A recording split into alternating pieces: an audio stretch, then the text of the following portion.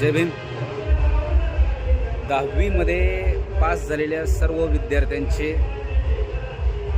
विशेष अभिनंदन। साधारण 20 ते 22 वर्षापूर्वी मीही 10वी पास झालो होतो। 76% पास झालो होतो। निव्वळ आणि निव्वळ मार्गदर्शनाअभावी मी फेल गेलेलो आहे।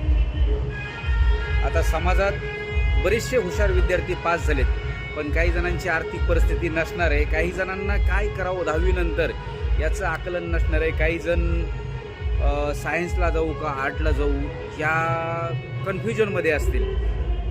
आणि आपल्या समाजातील ते शिकलेले मोठमोठ्या पदावर गेलेले आहेत, त्यांनी जयंतीला मोठमोठ्याल्या पावत्या फाडलेल्या आहेत, त्याच्यामुळे त्यांना आता मागं बघायची गरज नाही। काय त्यांचं काम झालेलं आहे, ते कट्टर आंबेडकरवादी झाले आता, कारण पावत्या मोठ्या फाटलेल्या आहेत त्यांच्या नावानं, सगळ्यांपेक्षा 2-4 हजार जास्त दिलेले असल्यामुळे। पण समाजातील अशा मागं हुशार, आपल्या समाजातील अशा हुशार विद्यार्थ्यांना मार्गदर्शन कोण करणार?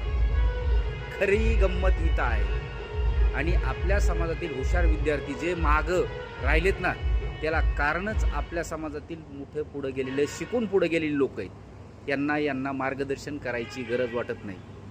खेडोपाडी गरीब आईवडील असतात, त्यांना शैक्षणिक क्षेत्रामध्ये 10वी नंतर कुठल्या संधी उपलब्ध आहेत आपल्या मुलांना याची माहिती नसते। खरं सांगायचं म्हणजे त्याच माहितीच्या अभावे मी आज फेल झालेलो आहे।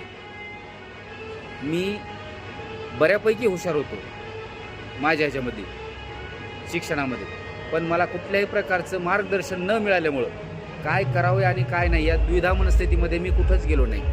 सायन्स पास झालो मी, 57% मला सायन्समध्ये आहे, जे खरं आहे ते सांगतो। त्याच्यामुळं समाजातील ते चांगले शिकलेले शिक्षित लोक आहेत, त्यांनी जरा लक्ष द्या।